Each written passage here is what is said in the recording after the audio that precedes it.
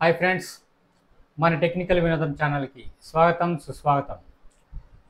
ప్రస్తుతం ఆంధ్రప్రదేశ్ ప్రభుత్వం రాష్ట్రంలోని దివ్యాంగులకు ఉచితంగా 3 చక్రాల మోటారు వాహనాలను అందించేందుకు ఎవరైతే అర్హులు ఉన్నారో వాళ్లకు అప్లై చేసుకునే దానికి అవకాశాన్ని కల్పిస్తుందన్నమాట. దానికి సంబంధించి డీటెయిల్గా వివరాలన్నీ చెప్తాను. దానికి మీరు అప్లికేషన్ ఏ విధంగా అప్లై చేయాలి, దానికి ఆఖరి తేదీ ఎంత, అదేవిధంగా దానికి సంబంధించి ఏ డాక్యుమెంట్స్ కావాలి అన్నీ క్లియర్గా చెప్పే ముందు ఇంకా ఎవరైనా మన ఛానల్ని సబ్స్క్రైబ్ చేసుకోకుండా ఉంటే తప్పకుండా సబ్స్క్రైబ్ చేసుకోండి. అదేవిధంగా మన వీడియోని కూడా లైక్ చేయండి ఫ్రెండ్స్.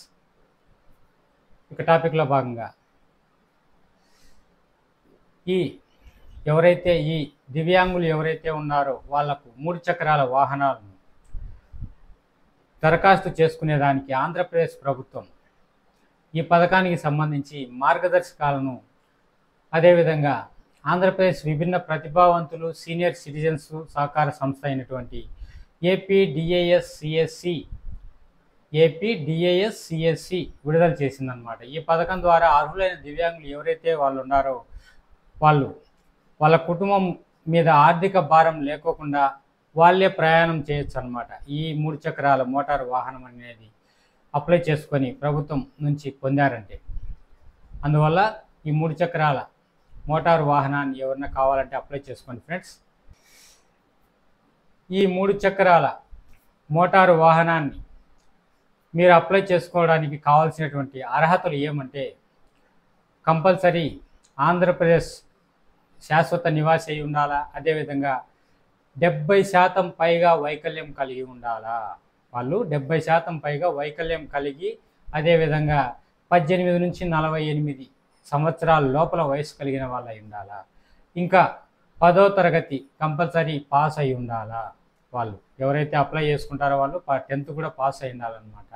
వాళ్ళ యొక్క వార్షిక ఆదాయం విషయానికి వచ్చేసరికి 3 లక్షల కంటే ఎక్కువ ఉండకూడదు, 3 లక్షల లోపలనే ఉండాలా.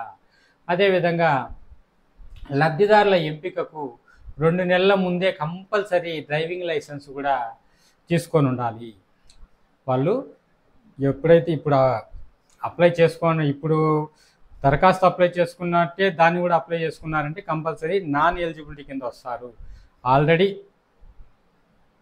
ఒక 2 నెలలకు ముందే వాళ్ళు డ్రైవింగ్ లైసెన్స్ తీసుకొని ఉంటే కంపల్సరీ అప్లై చేసుకోండి. దీనికి ఆఖరి తేదీ గడువు కూడా చెప్తాను లాస్ట్లో. స్కిప్ చేయకోకుండా వీడియోని చూడండి, అప్పుడే మీకు క్లియర్గా అర్థమవుతుంది. అదేవిధంగా వాళ్ళకు ఆల్రెడీ వాళ్ళ పేరు మీద కానివ్వండి, వాళ్ళ ఇంట్లో వాళ్ళ కుటుంబంలో కానివ్వండి, ఎవరికైనా కానీ సొంత వాహనం లేకోకుండా ఉండాలా. సొంత వాహనం కలిగి ఉండకూడదు. గతంలో ఇలాంటి వాహనాన్ని పొందకోకుండా ఉండాలి. ఆల్రెడీ ఒకసారి తీసుకున్న వాళ్ళు ఎవరైనా అప్లై చేసుకోవాలని అనుకుంటే వాళ్ళు ఎలిజిబిలిటీ లిస్ట్లోకి రారు. అందువల్ల వాళ్ళు ఎవరైనా ఉంటే అటువంటి వాళ్ళు అప్లై చేసుకోకండి. ఇకపోతే దానికి కావాల్సినటువంటి డాక్యుమెంట్ విషయానికి వస్తే, ఇప్పుడు వాళ్ళకు 70% అంగవైకల్యం ఉండాలి కదా. దానికి సంబంధించి జిల్లా మెడికల్ బోర్డు ఇచ్చినటువంటి వికలాంగ ధ్రువపత్రం ఉండాలన్నమాట. వాళ్ళు జిల్లా మెడికల్ బోర్డు ఇచ్చినటువంటి ఈ డాక్యుమెంట్ ఉండాలి. 70% ఉంది, లేదంటే ఇంకా ఎక్కువ ఉన్నా పర్వాలేదు, అటువంటి వాళ్ళు అనమాట.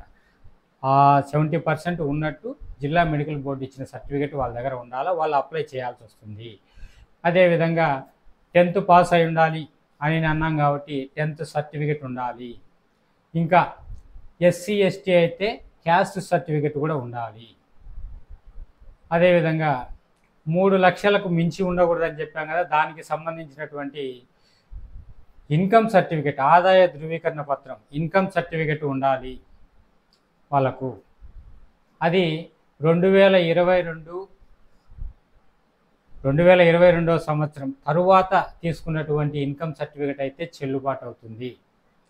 అంతకుముందు సర్టిఫికేట్ అయితే అది చెల్లుబాటు కాదు. అదేవిధంగా బోనఫైడ్ సర్టిఫికేట్, ఒకవేళ విద్యార్థి అయితే బోనఫైడ్ సర్టిఫికేట్ కూడా ఉండాలి. ఇకపోతే ముందుగా ఎటువంటి వాహనం లేదు అని చెప్పేసి అన్ని వివరాలు సరైనవి అని చెప్పి సెల్ఫ్ డిక్లరేషన్ కూడా వాళ్ళు రాయాల్సి ఉంటుందన్నమాట. సెల్ఫ్ డిక్లరేషన్ కూడా ఇవ్వాల్సి ఉంటుంది. ఇవి కావాల్సిన అర్హత పత్రాలంటే. ఈ విధంగా ఎవరైనా కానీ అర్హులై ఉంటే, అదేవిధంగా ఈ డాక్యుమెంట్స్ అన్నీ వాళ్ళ దగ్గర ఉంటే అప్లై చేసుకోవచ్చు. ఇకపోతే రిజర్వేషన్ వివరాల్లోకి వచ్చేసరికి అటు లేడీస్ కానివ్వండి, ఇటు జెంట్స్ కానివ్వండి, 50% 50% ఇద్దరికి, వాళ్ళకు 50% ఇస్తారు, వీళ్ళకు 50% ఇస్తారు అనమాట. ఎస్సీ వాళ్ళకైతే 16%, ఎస్టీ వాళ్ళకైతే 7%, జనరల్ వాళ్ళకైతే 77%. కేటగిరీలో కూడా జనరల్ విషయానికి వచ్చేసరికి 77% రిజర్వేషను. అదేవిధంగా ఎస్సీకి వచ్చి 16%, ఎస్టీకి వచ్చి 7% రిజర్వేషన్ అనమాట. అంటే వాళ్ళకు ఇస్తారనమాట. అదేవిధంగా ఎస్సీ ఎస్టీ లేదా మహిళలు లేదంటే పురుషుల కేటగిరీలో అర్హులైన దరఖాస్తులు కనుక రాకపోతే ఇతర కేటగిరీల వాళ్ళకు కూడా ఇస్తారనమాట.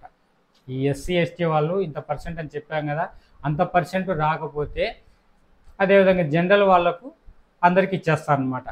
ఆ ఆ 3 చక్రాల మోటారు వాహనాలని, సైకిల్ని ఇచ్చేస్తారనమాట వాళ్ళకు. ఆ విధంగా ప్రభుత్వము పంపిణీ చేస్తుంది. ఇకపోతే పీజీ విద్యార్థులు కానీ లేదంటే సెల్ఫ్ వేజ్ శాలరీ పొందుతూ డిగ్రీ చేసిన వాళ్ళు ఎవరైనా కానీ దీనికి అప్లై చేసుకోవచ్చు. అదేవిధంగా వాళ్ళకు ఫస్ట్ ప్రిఫరెన్స్ ఇస్తారనమాట. ఈ పీజీ విద్యార్థులు ఎవరైనా ఉన్నా కానీ, ఈ దివ్యాంగులకు సంబంధించిన వాళ్ళల్లో, అదేవిధంగా సెల్ఫ్ వేజ్ శాలరీ పొందుతూ డిగ్రీ చేసిన వాళ్ళు ఎవరైనా ఉన్నా కానీ వాళ్ళు కూడా అప్లై చేసుకోవచ్చు. వాళ్ళకు ఫస్ట్ ప్రిఫరెన్స్ ఇస్తారు. ఇకపోతే ఫైనల్గా చెప్పాలంటే దరఖాస్తు చేసుకోవడానికి చివరి తేదీ ఆన్లైన్ ద్వారా అప్లై చేసుకోవాలి కంపల్సరీ. చివరి తేదీ విషయానికి వచ్చేసరికి అక్టోబర్ 31 లోపల దరఖాస్తు చేసుకోవాలి. ఇది ఫ్రెండ్స్, అక్టోబర్ 31 లోపల అప్లై చేసుకోవాలి. అది ఆన్లైన్ ద్వారానే అప్లై చేసుకోవాలి. ఇది ఫ్రెండ్స్ నేను చెప్పాలనుకున్న విషయం. ఇంకా ఎవరైనా మన ఛానల్ని సబ్స్క్రైబ్ చేసుకోకుండా ఉంటే తప్పకుండా సబ్స్క్రైబ్ చేసుకోండి. అదేవిధంగా మన వీడియోని కూడా లైక్ చేయండి. ఇంతసేపు ఓపికగా విన్నందుకు, చూసినందుకు అందరికీ ధన్యవాదాలు ఫ్రెండ్స్.